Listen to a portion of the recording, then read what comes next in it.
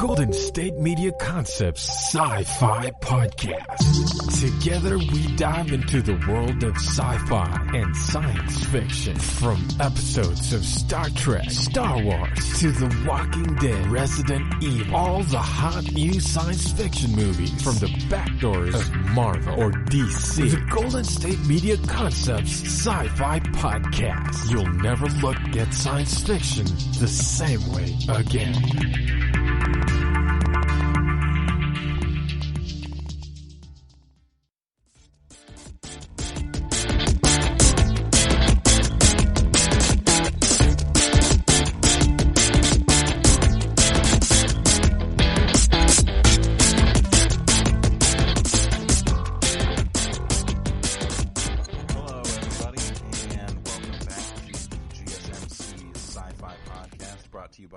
GSMC Podcast Network. My name is Keith. I am your host for today, and it is Sunday, and we're excited about that because it means we're talking about Endymion, which is the third book in the Hyperion series, and there's a lot to talk about, I think. I don't know exactly where I'm at in the book as far as like length. I think we're at like chapter 22 out of how many, I'm not sure off the top of my head, but I can potentially look it up if you guys just wait a second. But last week, it looks like we're like maybe halfway through, and we're at chapter 22. So, fun stuff. Last week, when we left off talking about Endymion, we had gotten up to the point where Endymion and Aeneas had left. They had left Hyperion in the consul's old ship. The Shrike had decimated the Pax soldiers. Pax being the combination of like a military force and the religious group, the Catholics, and they're from Pacham.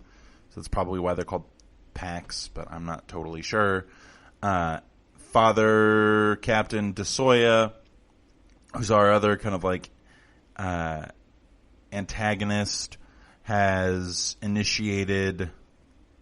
Well, actually, he is planning on following Aeneas and Abetic and Endymion. He's planning on following them to wherever it is that they decide to go. And yeah, that's pretty much where we left off. The Shrike killed everybody. There's a bunch of talk about philosophy, blah, blah, blah. Standard stuff that happens on this podcast, really.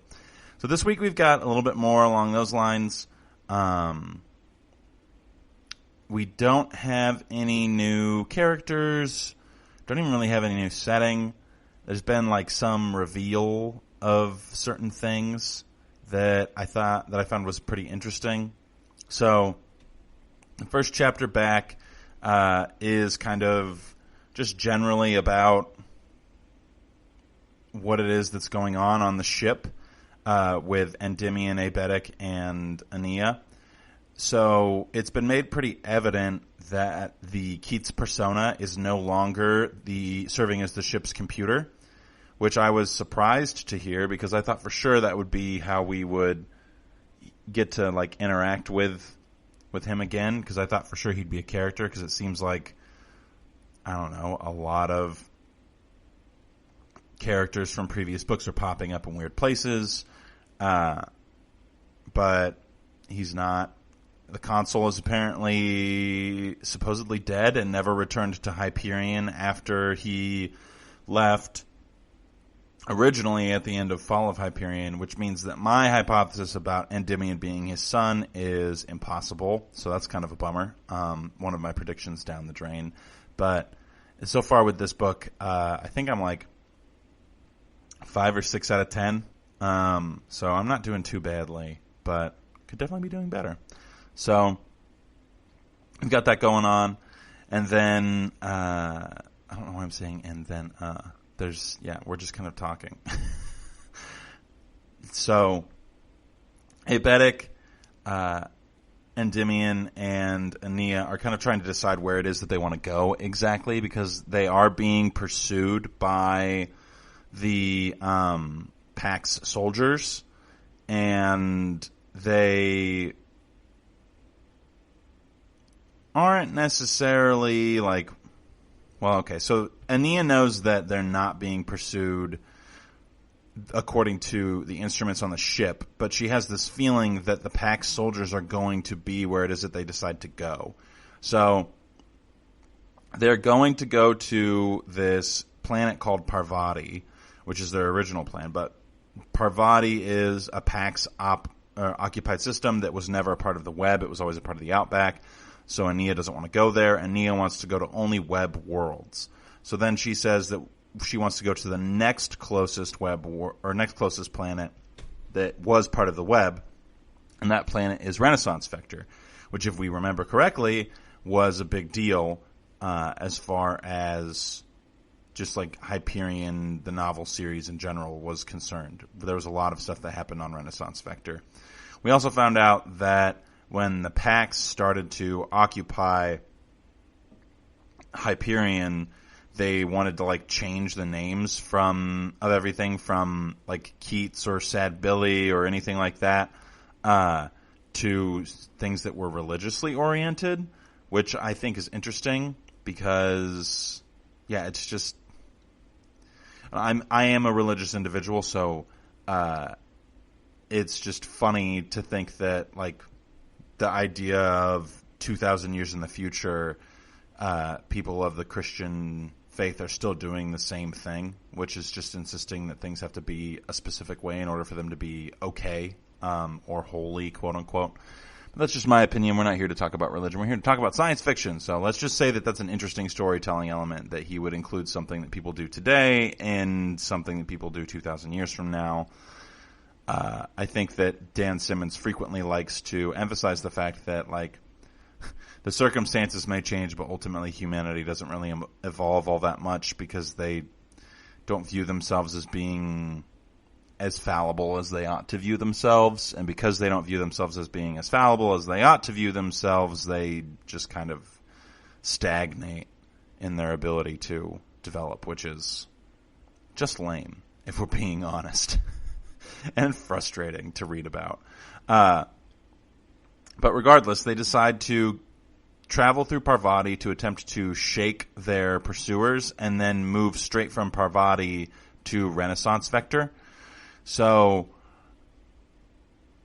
they can kind of like, I don't know, trick the people who are following them into thinking that they're stopping at Parvati. And I don't know. It doesn't seem like that plan is going to work, though, because the next chapter is that starts up immediately after that whole discussion, is the chapter with Father DeSoya, who basically says, or who has woken up from his resurrection, and if we remember correctly from last week, in the fight with the Shrike, he pretty much lost his leg. So he wakes up after being resurrected and is totally good to go, with both of his legs back, which must be nice. You're mortally wounded. Why don't we just kill you all the way and you'll come back better than ever? Which is just an interesting concept, in my opinion. But regardless, he comes back and has this really kind of like interesting dialogue with himself as to whether or not he ought to return to Pacha to attempt to like get help, because there is some worry that Aeneas, whose name I don't think he knows just yet, whose name is, sorry, I already said that. There's some worry on Father DeSoya's part that Aeneas is going to seek out the help of the Ousters in order to, I don't know, do what exactly, I'm not entirely sure. The people in this religious group are being told that the reason they need to capture Aeneas is because she's going to be capable of like converting people from Catholicism / Christianity to some other religion, which to them represents something bad, I suppose.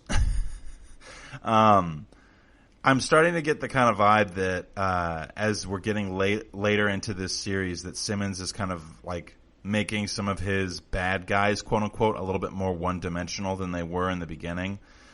And I'm starting to feel a lot of commentary directed towards like the idea of organized religion in some capacity.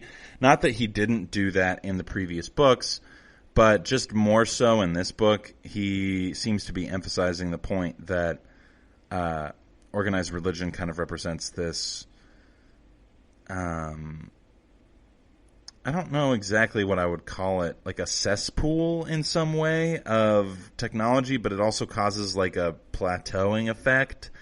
So I guess like if you were looking at a graph, it would just be kind of like a flat line.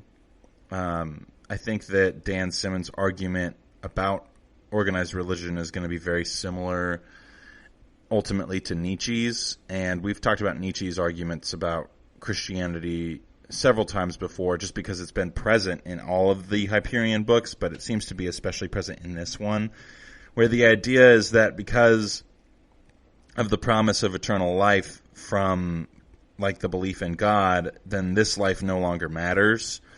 And in some capacity, now that eternal life has been, or at least mostly eternal life has been achieved because of the cruciforms being so prevalent in most Christian sects, because that has been achieved, there has been kind of like a stagnation of other technologies because people don't have a sense of urgency about completing anything or doing anything of merit or of value.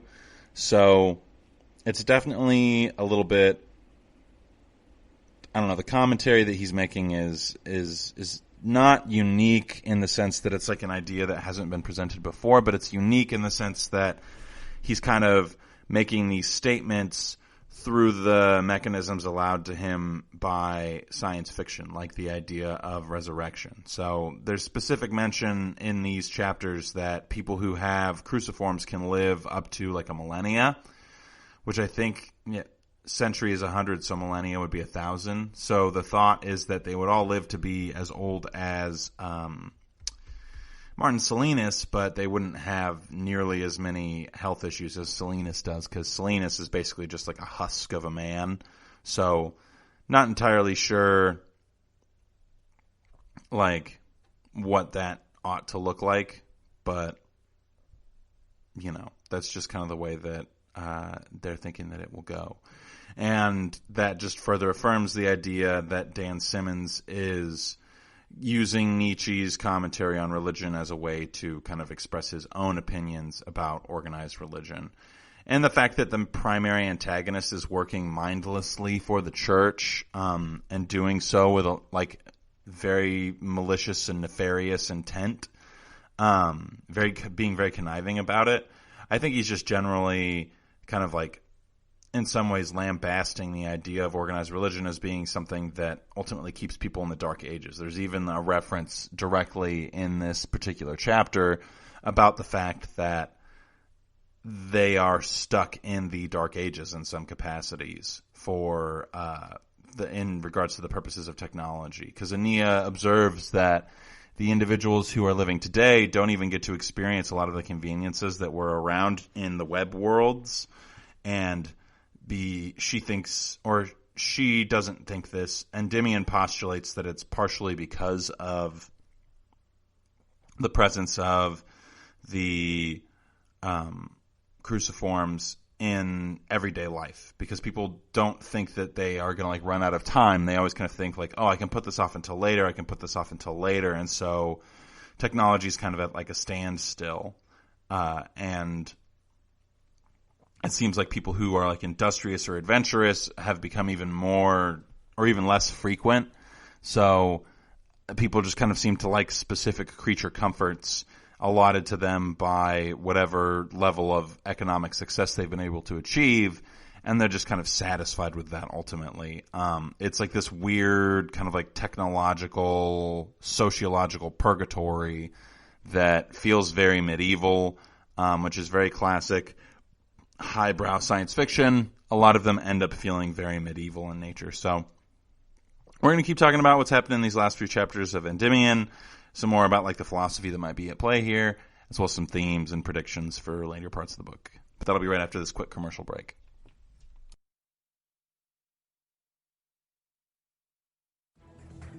Want to find out what movies to go see? Then check out the GSMC Movie Podcast. It's your ticket to the latest movies, whether it's a new blockbuster event, romantic, comedy, or action flick. This show has got it all covered. They talk some what to go see now. Don't bother. What's hot on Netflix and everything in between. That's gsmcpodcast.com/movie-podcast. When it's all about the movies, it has to be this new show. Don't forget to like them on Facebook and follow them on Twitter. Visit gsmcpodcast.com for more info.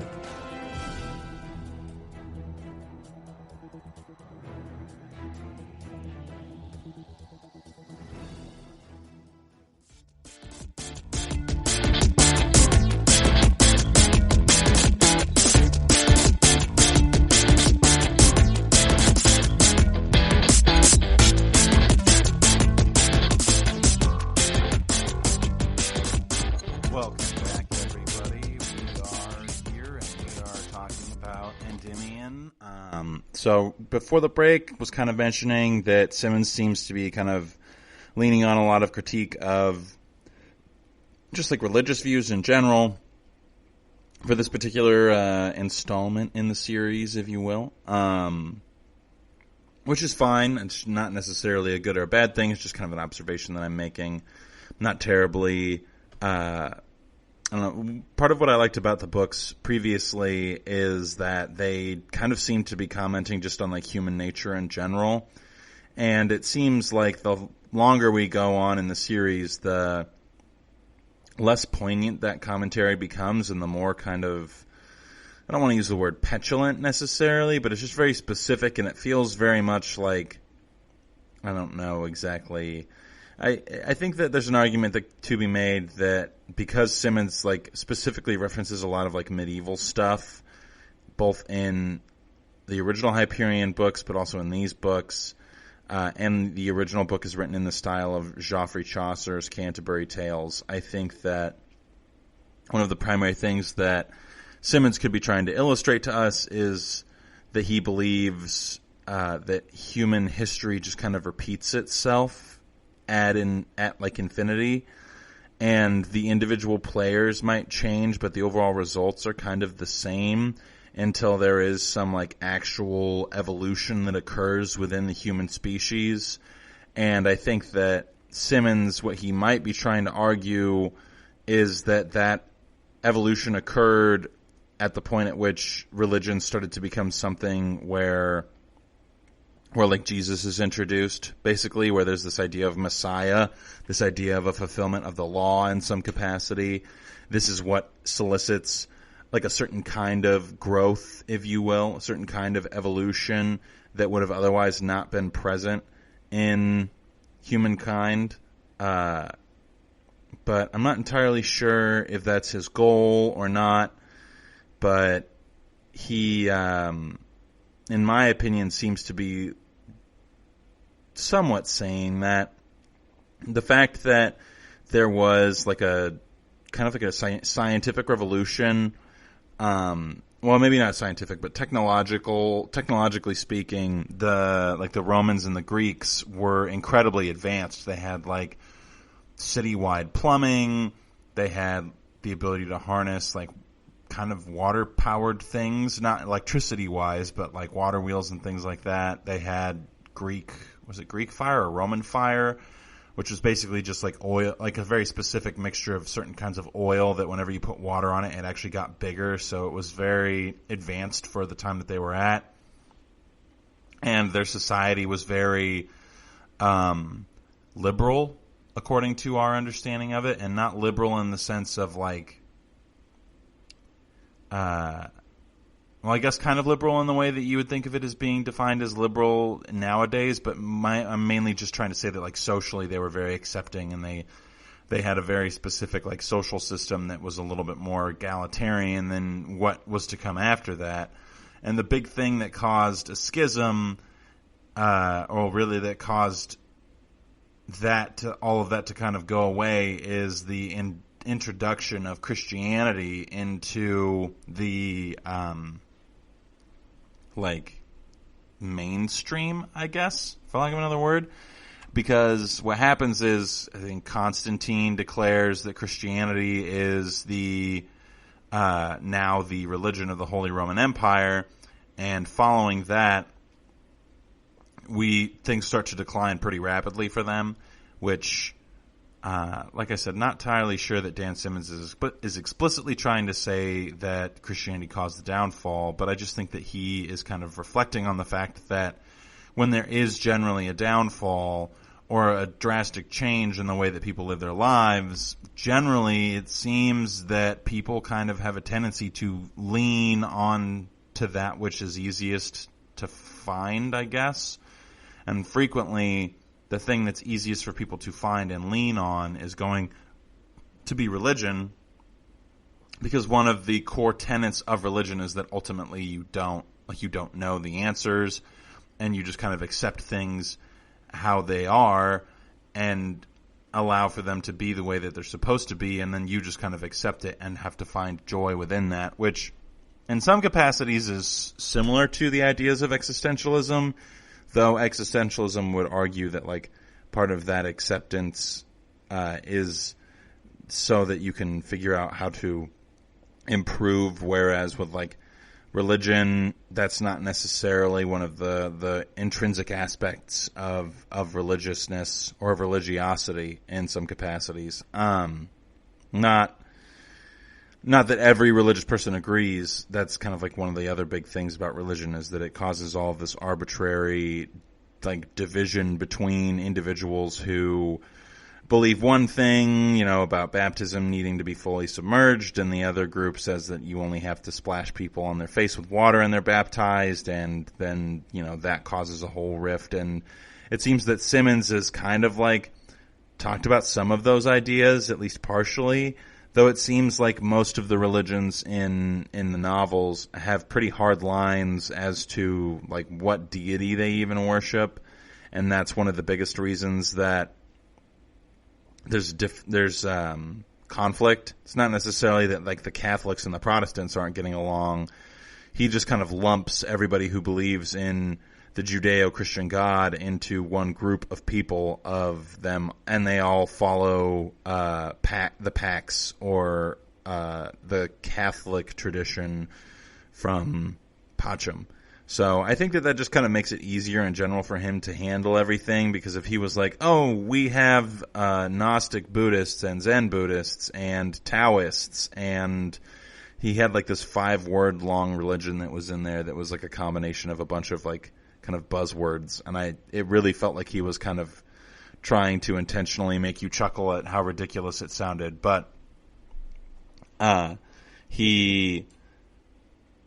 if he had that plus everybody being conflicted over Judeo-Christian stuff, it would just make things even more complex than they needed to be, or than they are currently.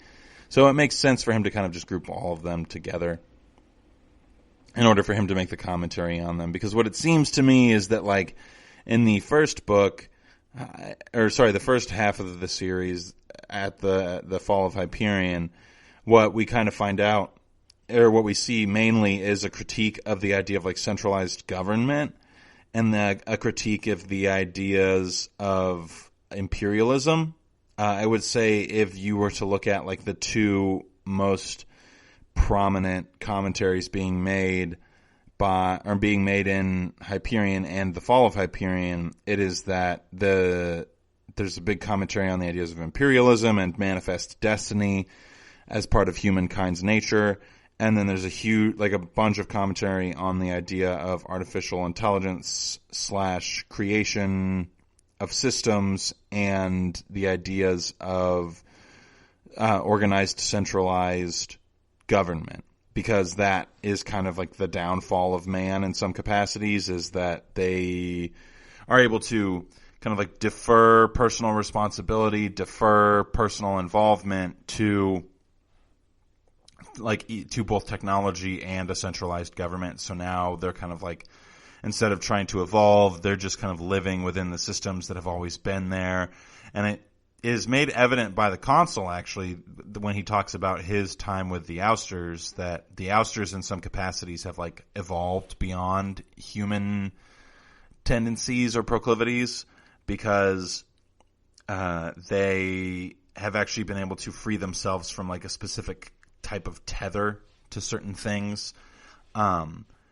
If I was looking for like symbolism or something, or I don't know exactly how to phrase this, but to me it seems like a lot of what Simmons is advocating for as far as like an evolution of man is concerned, or humankind rather. I say man in the collective sense, not the inclusive sense.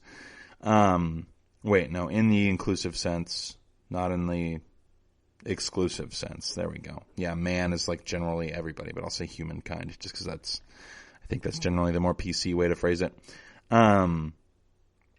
But he takes different elements from different religions and kind of glorifies them in specific ways so that we as readers can be like, oh, this is advantageous for the evolution of mankind, and it came from like specific like religious ideas, particularly Eastern ideas is where Simmons seems to heavily align himself with, or what he seems to heavily align himself with. To me, one of the biggest things that he explores in Hyperion and the Fall of Hyperion is the Jewish story of Abraham and Isaac. It's something that's like a constant theme that runs very heavily throughout Hyperion and the Fall of Hyperion. And that is, I think it's kind of him trying to reckon with Kierkegaardian metaphysics. Kierkegaard wrote a book essay, I guess. I don't know exactly what it is, called Fear and Trembling. I think it's a book. I've read excerpts of it, but it's basically about like the nature of God in some capacity. And I don't know what Simmons' religious affiliation is necessarily, but I would just, if I had to guess, my guess would be that in some capacities, he was looking for an excuse to kind of experiment or hypothesize different conclusions to Kierkegaard's work. And in writing this book, he was kind of able to achieve that with the situation between Saul Weintraub and his daughter, Rachel, which I do also, of course, it's interesting that Saul is the name of the character. The biblical character Saul is transformed pretty radically in both instances of that name being important. Though I will say something that I noticed is in this particular book is that Endymion's first name is Rawl Endymion, Saul, Rawl, Paul. So I'm not entirely sure if that has any basis in what it is that Simmons is trying to accomplish by the end of this particular book, but there's potential that is relevant. So I think it's worth bringing up at least. But all of this to say, I think that Simmons is kind of trying to emphasize that history within human nature is a repetitive system. It's a cyclical thing. And so in the same way that religion kind of filled the gaps after the fall of the Roman Empire, after the fall of the hegemony, the religious groups are the ones who are kind of like filling the gaps of what it was that people were, more accustomed to interacting with. Because in the hegemony, they could teleport anywhere. They didn't have to wait through anything. There was no such thing as boredom. And boredom is something that comes up specifically in these particular chapters. And we'll talk about that after I finish kind of talking about this. But generally, the idea I think that Simmons is trying to get at is that people are just constantly kind of to try to fill a void in some capacity. They have this intrinsic desire to not be empty in any way and not be able to embrace the idea of emptiness or the idea of lack. And so when the ousters go out into space and they have kind of forsaken certain ideas of like possession or accepted certain ideas of lack because they exist in like the void, quote unquote, of space, I think that we're just going to kind of see some interesting like different viewpoints that are developed from that particular ontology and the, you know, development of people in that space. So, but we're going to talk more about the rest of what happens in these chapters right after this next quick commercial break.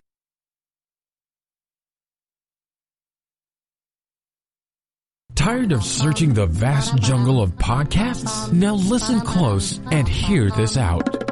There's a podcast network that covers just about everything that you've been searching. Hey! The Golden State Media Concepts Podcast Network is here. Nothing less than a podcast bliss with endless hours of podcast coverage. From news, sports, music, fashion, cooking, entertainment, fantasy, football, and so much more. So stop lurking around and go straight out to the Golden State Media Concepts Podcast Network. Guaranteed to fill that podcast itch. Whatever it may be. Visit us at www.gsmcpodcast.com. Follow us on Facebook and Twitter, and download us on iTunes, SoundCloud, and Google Play.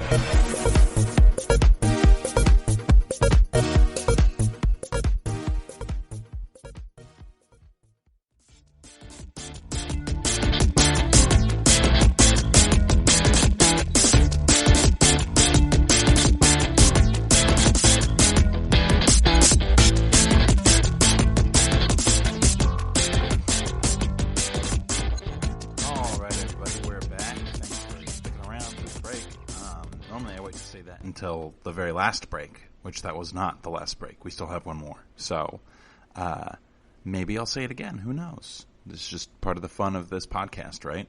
Never knowing. Except for that, you know, on Sundays we're going to talk about Hyperion, which is what we're talking about today.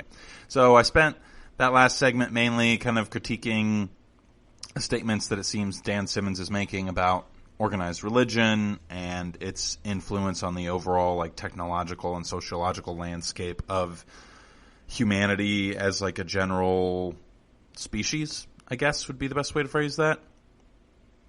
So not entirely sure if what I'm saying is accurate, but generally speaking, I am I'm just kind of making general statements about what it is that I'm kind of observing in the book. So getting back to the plot, not that we weren't talking about a little bit of the plot beforehand, but getting back to the plot, in these particular chapters, there's a lot of discussion of like what's going to happen once they get to the first stop, that being Parvati, before they can translate into Renaissance Vector. And Ania is kind of struggling because it's been made evident that she knows that someone is going to be there prior to their arrival, but she doesn't know who, she doesn't know how, she just knows that they probably will be. It doesn't seem to make a ton of sense because there doesn't, according to them, there isn't anything that exists that travels faster than, I think it's C plus speed or something like that. Which is part of like the Hawking drive system, and because they didn't have to wait for someone to be revived, they or resurrected rather, not revived, resurrected. They didn't have to wait for someone to be resurrected. They are able to translate like a few hours before everybody else does. So they should be at least 2 hours ahead of whoever is following them, yet Ania knows that someone else is going to be there when she arrives. And what we find out from the perspective of Captain DeSoya's ship is that there is indeed another spaceship that is going to be there. But what that purpose of that ship is unknown. The ship is described as being like a private interstellar craft that was only given to very important individuals who are very important individuals in the hegemony. So if I had to guess, I'm going to guess that Gladstone put herself in a cryogenic sleep for a long period of time, a cryogenic fugue, so that she could be a part of whatever it is that's going on, though I don't know how she would have gotten a hold of anybody or found out the information that she needed to in order to acquire not only the whereabouts of Ania after she like time travels, but like where she's going to be in the seemingly infinite galaxy. So my hope is that it's Gladstone, just because I absolutely love the recurring characters in this series. You get really attached to a lot of them just because of Dan Simmons' like powerful writing about his characters. And like generally, I think that, you know, we as human beings, we like to root for specific types of people, and so like it just is. I guess, I don't know, we just like the idea of like an underdog kind of a story, or like even just like, well, I guess a lot of the Pilgrims do feel like an underdog, and then Maid of Gladstone definitely feels like an underdog. So like for me, part of like the good, or part of the positive, one of the positive aspects of Dan Simmons' writing is that he kind of like creates these characters that you empathize with and that you root for in some capacity, and then he adds this like rich world and profound, interesting commentary on top of that in order for you to like kind of engage in more unique and interesting ways with the setting and things like that. So I'm hoping we get Man of Gladstone, or more likely we'll probably get one of the generals. But the thing is that DeSoya, when he's talking with the rest of his crew, and they're talking about the ship and how they've been able to like figure out that it's going to be there, they're saying that all of those ships that were built that way have been accounted for, so there shouldn't be one like this out in the middle of nowhere for no reason. Though I wouldn't call Parvati the middle of nowhere. Apparently it's like an important, I guess, supply depot, or I guess you would kind of think of it in the same way that you'd think of like a United States military base in Guam, you know? It's kind of like one of those situations, which just again kind of like serves to further Simmons' point about the way that humanity interacts with each other, as well as the universe that they occupy. But the important aspect of this is, well, one of the important aspects of this, in my opinion, is that they're concerned it might be ousters. But if I had to guess, it's time travelers, which I don't know. You know, if I was being really, really optimistic, it's probably Saul Weintraub. I don't know. It seems that Ania is like some sort of messiah, and if Simmons is trying to, like, I guess replicate or mirror the journey that the original Messiah goes on, Jesus, then Jesus acquires a specific like inner circle of followers. So I wouldn't be surprised if Saul Weintraub and Rachel Weintraub as a child end up being a part of that group of people. But I'm not entirely sure how that would all work. I've mentioned several times before that I am just like kind of uncertain in general of the inclusion of time travel in this novel. It seems like Simmons does a good job of kind of just like ignoring the normal hangups that you would get for including time travel, but I'm not entirely certain that he doesn't have like a specific objective in including it, because he hasn't really talked about like the idea of parallel timelines. He hasn't talked about the idea of like alternative dimensions or alternative universes or alternative results of like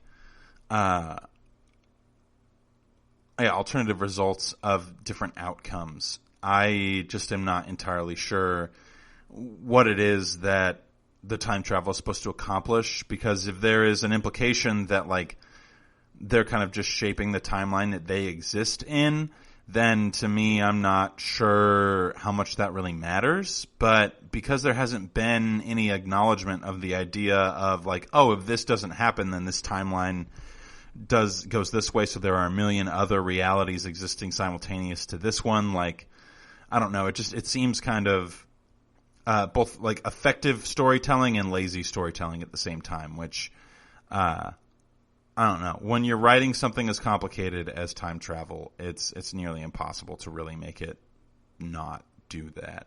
So, not entirely sure.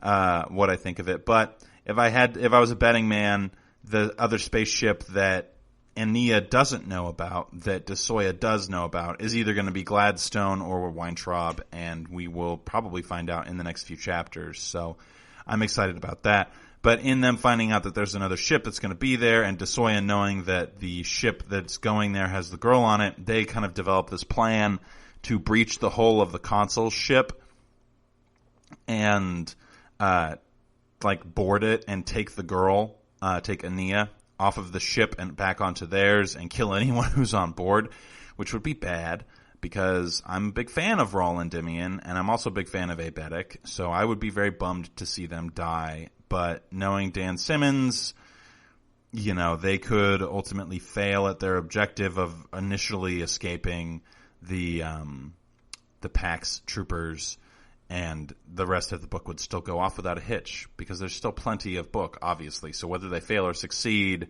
is, it's interesting. As a person who goes through a book, you're always kind of like hoping that things will go a certain way because you're rooting for a particular side, which is just a natural thing that humans do. And the side that we want to take is ultimately like Rawl and Endymion and Ania's and Abetic's side, because we have much more about them, and it's been very clear to us, made clear to us by Simmons, that those are the main characters of the novel. And so our hope is, we naturally are going to root for them. So Simmons hasn't seemed to been in the camp of like George R.R. Martining us and denying us the ability to see certain things come to fruition in these novels. So I'm not thinking that they're going to die, but we'll find out pretty quickly. If I had to guess, the console ship is probably going to be destroyed. That would be my best guess as to like the very big, impactful resolution of this particular portion of the conflict. And that would kind of be an indicator of like moving beyond the past, because there seems to be a lot of themes within this particular installment of like, people being stuck, people being stagnant. Like I had mentioned before, there's kind of this like purgatory feel to the universe where things are kind of just like moving at very slow rates because everyone has the cruciforms. Not everyone, but a lot of people have the cruciforms as part of their life experience, if you will, and the cruciforms elongate their life so much that it kind of like takes away a lot of the stakes that you would normally have when it comes to living life. Imagine if you could know that you'd be resurrected without any consequences, the kind of things and experiences that you might be willing to undergo or attempt. So, but at the same time, if if there was no risk of dying, like, then there might not be any motivation to try those things in the first place, because they wouldn't be as interesting, because they wouldn't be juxtaposed by the risk of death or permanent death. So who knows? There hasn't really been a metaphysical discussion on that particular thing in these novels, though I wouldn't be surprised if Simmons brings it up at some point. There definitely seems to be like a flagrant disregard for the idea of life in some capacity, especially by the people at the very beginning of the book who Rawl and Endymion was working with. The gentleman who brought the laser rifle to shoot ducks, that could like shoot a giant beam of laser that cut Endymion or Rawl's dog in half when Rawl was like very much so not in the line of fire. And though I do think it is funny and ironic that Rawl's thing that he mentions is, my primary duty is to make sure that the hunters don't shoot each other. And he mentions several times how silly it is that this guy brought a laser rifle to a duck hunting party. So I just think that it's interesting. Most things in this book are interesting. That's why we're talking about it. But regardless of that, the people on DeSoya's ship decide that they're going to simulate their attempts to capture the girl, and they spend a great deal of time practicing simulations with different contingencies within them in order for them to try and get more effective at capturing the girl. And oddly enough, DeSoya's wish overall is for them to not have to kill anybody else in order to get to her, which I think is interesting because it seems like he has some sort of value for life that is not shared by his PAX peers. So we'll see how that all plays out. And after this last break, we're going to talk about what it is that Ania tells Endymion and Embedek while they are on the ship. So we will be right back.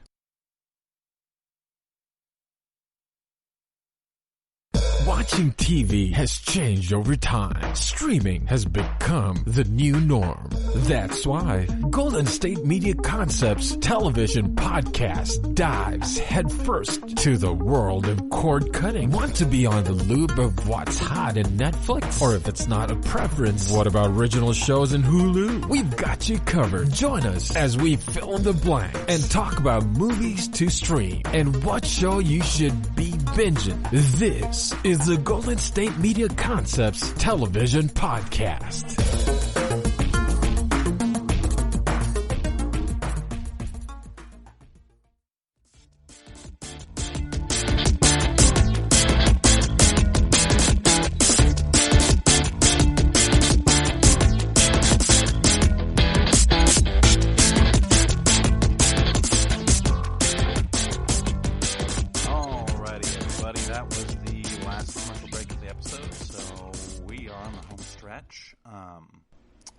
That makes it sound like it's a chore to listen to the whole thing. It's not. At least I hope it's not. If it is, why do you keep listening? I guess I shouldn't be asking you that. Don't turn the podcast off. Okay, I'm glad you didn't turn it off. That wasn't funny. Well, maybe it was. I'm not totally sure. Like I said numerous times on this podcast, I miss having a co-host. Sometimes I look to my left or my right and hope that somebody will laugh at my joke. Rather than it just being kind of put out into the emptiness or the void. But right before the break, I had mentioned that we were going to finally kind of talk about or finish today talking about what happens specifically between Endymion, Embedek, and Ania, because it is pretty important for the rest of the book. What we find out is that the chapters with Ania, Embedek, and Raul Endymion are being written by Raul Endymion, who is currently under some sort of duress. Now, I'm not entirely sure how I feel about this storytelling mechanic, because it feels kind of weak, in my opinion. It just feels kind of like an extra way to add intrigue that isn't necessary to the story, because, it's kind of random out of nowhere. It feels a little bit forced in some capacities, but that's just my opinion. But throughout, when Endymion is describing certain aspects of the journey, he says, I don't know how well I remember all of this, or how I don't know how well I will be able to remember all of this, because I am currently in a situation where I am limited on time and I'm not sure how far into the story I'm going to be able to go. And normally I would say that type of writing could be interesting, but the fact that it's kind of thrown in, I'm not going to say last minute, but thrown in 20 chapters in, just feels a little forced, which is why I'm bringing it up at all. So it's neither here nor there. In addition to all of that, we start to figure out some of Ania's, I guess, I don't know if you want to call them superpowers, ? I don't know. They could be considered superpowers in some capacity, I guess. What we find out is that she, basically her perception of time is really kind of messed up, because 256 years have passed in the current time that Raul Endymion is living in, but only a day has passed for her. So to her, it's only been 12 days since her mother died. So when she talked to Martin Silenus, apparently he knew exactly how far in the future she was going to pop out of the portal. He was the only one that she knew that would be alive even, which we haven't found out if she met any of the other pilgrims or anything like that. Before she had gone into the portal, Silenus hadn't quite finished his Kantos. So there's been a substantial amount of things that have happened in the meantime while she's been gone. I think that Silenus probably, in an effort to maybe protect her or something, didn't necessarily reveal everything to her that was going to be revealed, but I don't know exactly what her experience is going to be, or what her experience was while she was, in the state of time traveling, just because, like, it really could have been, she could have been doing, like, anything. Like, she could have traveled any amount of, like, time into the future and any amount of time into the past, and, like, all within a 24-hour time period, or at least the perception of a 24-hour time period. So, not entirely sure. She did somehow acquire the Shrike, or meet the Shrike, and then informs Rawl and Endymion that the Shrike is now loose, quote unquote. The goose is loose. And so the Shrike can travel anywhere now. So that's not necessarily very good. Especially considering the Shrike is, I imagine it's going to be a problem at some point. I don't know. The Shrike is the analog form of the Technocore's deity, and the Technocore's deity exists in the same capacity that the human deity does, so the Shrike is kind of like the anti-Jesus, if you will. Instead of it being like a vessel of love and empathy, it's a vessel of, like, pain and suffering? Question mark? There is kind of like a statement in Hyperion, in the Fall of Hyperion, that Silenus talks about when he's on the tree, where, like, pain is love in some capacity. And so, like, everybody who was on the tree ended up feeling like a bunch of love rather than a bunch of hatred, and they ended up, like, experiencing this constant ecstasy of that love and not of pain. So it was kind of like the pursuit of the Shrike was useless in some capacities because of, like, the nature of human beings, but that's not necessarily important just yet. All that to say, the Shrike destroyed a bunch of ships in orbit around Hyperion in order for Aeneas to make her escape, which I find it interesting that Aeneas is being somewhat advocated for by the Shrike, because, like, she tries to tell it to stop, but the Shrike knows in some capacity what the Pax soldiers are up to, and so it won't let her be taken. We also find out from the Pax soldiers that he believes that the Shrike has synapses and can be affected by a death wand. I would disagree. Based off of what happened in the previous books, I don't even think that you'd be able to get a death wand shot at it, but I don't think that they're understanding what it is that the Shrike does, because the Christian, or the Catholic in this case, church, has kind of, like, denied, it banned the reading of the cantos. So, like, it kind of just denies everything about the pilgrimage that was participated in by Pope Julius himself, because he was in the form of Lenar Hoyt at the time. He was on that pilgrimage. So I find that interesting, and I'm sure that omission of data and that censorship, that's the word I was looking for, that censorship will be somewhat explained later on in this book. But I don't know. I don't usually hold my breath when it comes to Dan Simmons explaining things in his books. It seems like he's pretty content to just kind of be like, this is how it is, and then walk away from it, which is fine. But we find out that Aeneas actually knows a ton about, like, the future, despite the fact that she was only gone for a day, according to her. And she mentions something that I think is interesting that I totally called.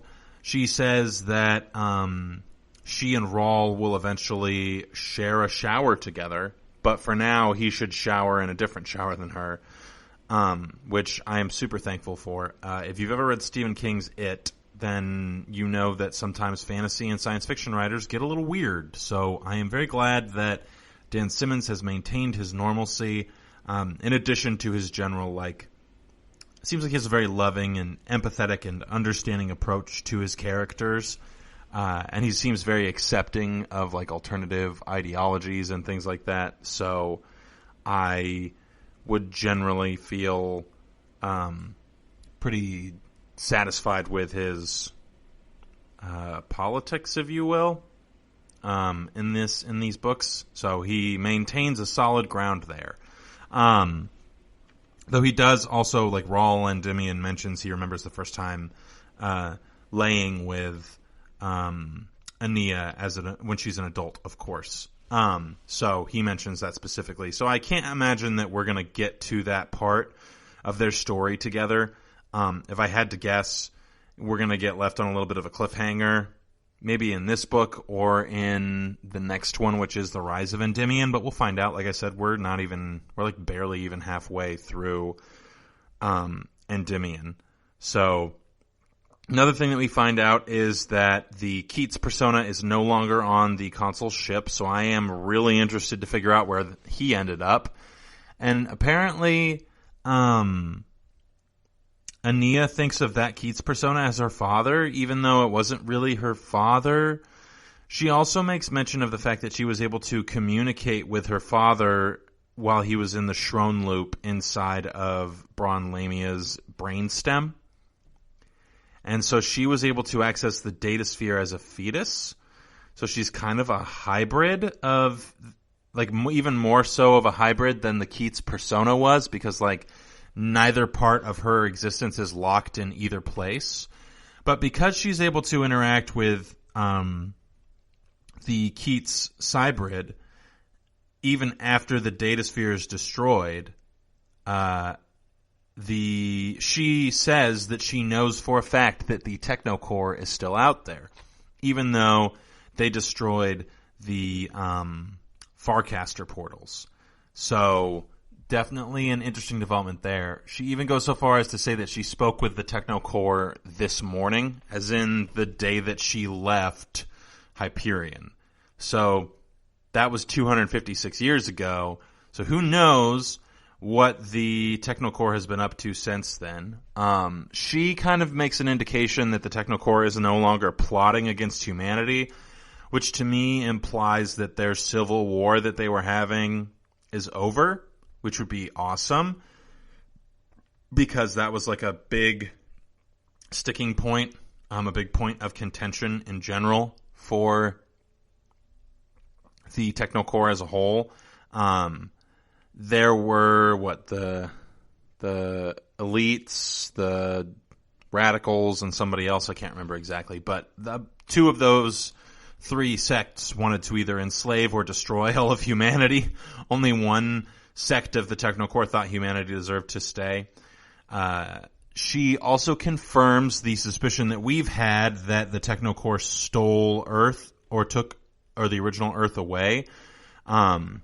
She basically says that Bron Lamia and her father discovered that on their first or when they first go to attempt and solve who murdered John Keats. So the premise under which Bron Lamia and the original John Keats meet is that she's going to investigate who murdered him. And during that investigation, they find out that Old Earth was stolen and placed somewhere in the Hercules or the vector. The one that starts with the G is another reference to Greek mythology. Greek mythology is everywhere in here. In case that wasn't obvious. So, and they made Mars the planet that the guy who is super into war was from. I wonder if there's any other relations. Anyway, and Endymion himself is a poem by John Keats, which I found out during this chapter, so I'm going to have to go read that, which should be interesting. It shall be interesting. No, it will be interesting. I'm looking forward to doing that, and I'll let you know if I find anything cool. It's by John Keats, as the titles of every book have been poems by John Keats. So, yeah. And then trying to think if there's anything else. Ania is really worried about the plan that she has. Like I mentioned before, I'm not sure if she knows for sure that there's a ship that's going to meet her there that's going to be antagonistic towards them, but she does know that there are going to be people there to meet her, and she doesn't know exactly what to do about it. So it seems like a lot of people are aware of what was going on with Ania and when she was going to pop out of that portal, and I am interested to see how it is that everybody seems to know this. I wouldn't be surprised if it has something to do with the Technocore and everybody's just hiding from everybody else that they know the Technocore exists, and the Technocore is just playing people like pawns, but then the Technocore is going to be the one that comes out on top. Who knows? We'll have to find out next Sunday when we talk about Endymion again. So Yeah, thanks everybody. That's all I've got for you today. Thanks for tuning in. Make sure you're staying safe out there. If you have an opportunity to help out any of our first responders or anything like that, if you live in California or Colorado or Utah, apparently are both on fire now as well. Make sure that you're just like staying up to date and doing everything that you can to help out, I suppose. So thanks again for listening, everybody. We will see you on Wednesday. Enjoy your week until then. You've been listening to the Golden State Media Concepts Sci-Fi Podcast, part of the Golden State Media Concepts Podcast Network. You can find this show and others like it at www.gsmcpodcast.com. Download our podcast on iTunes, Stitcher, SoundCloud, and Google Play. Just type in GSMC to find all the shows from the Golden State Media Concepts Podcast Network, from movies to music, from sports to entertainment, and even weird news. You can also follow us on Twitter and on Facebook. Thank you, and we hope you have enjoyed today's program.